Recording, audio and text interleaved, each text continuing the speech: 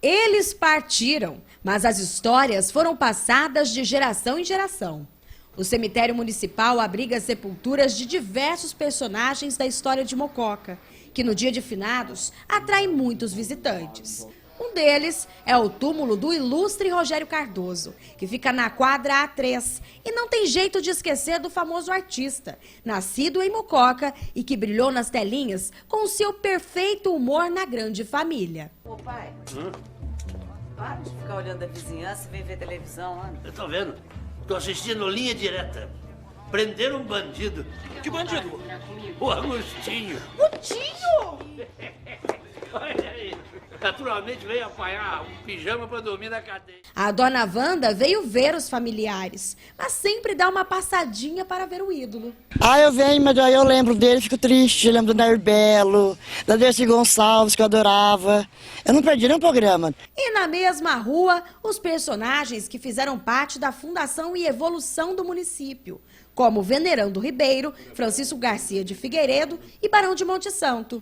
E olha só, do outro lado, um lugar meio afastado, uma sepultura que muitas vezes passa despercebida. Os escritos já quase apagados revelam. Aqui estão sepultados 3 grandes mocoquenses que lutaram na Revolução Constitucionalista de 1932. Roque Peso, Domingos Giglio e Benedito Ribeiro, que morreram em combate.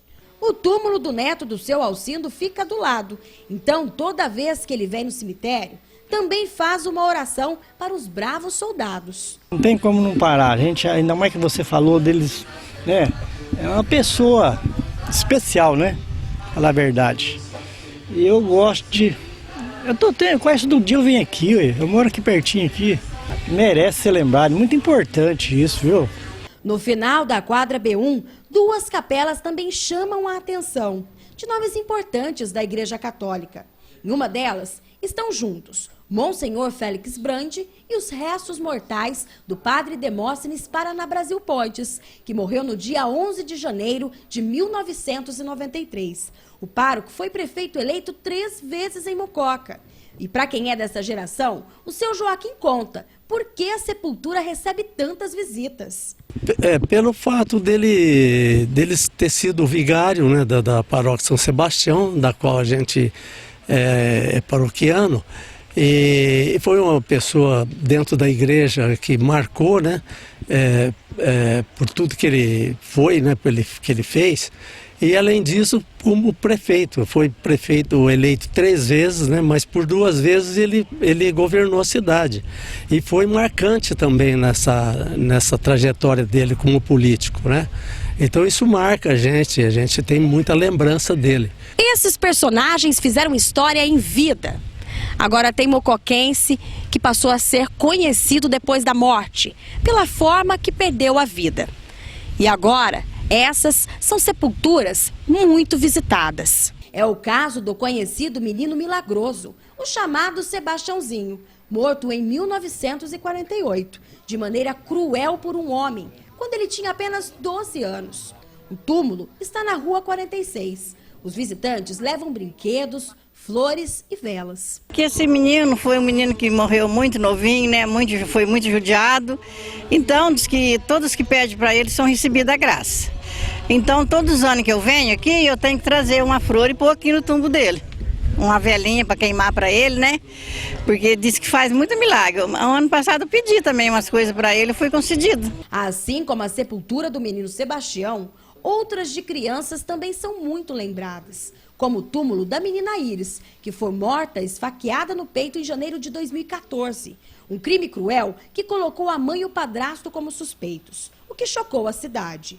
De tão triste a história da menina, muitos fazem questão de visitar a sepultura, como a dona Nair. Que ela era uma criança e muito alegre, uma menina muito viva. Todo mundo tem que vir, fazer uma oração e rezar para ela, que Deus tenha ela em bom lugar. São histórias atrás de marcantes histórias. O seu Hermínio há décadas visita os túmulos de quem ele nem mesmo conheceu.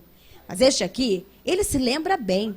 Conta que na época a tragédia chocou muita gente. A morte de 2 irmãos em um acidente. Mas como não acontecia, era difícil para acontecer um desastre, né? Porque naquela época Parece que asfalto só tinha de Mugimirim para frente, né?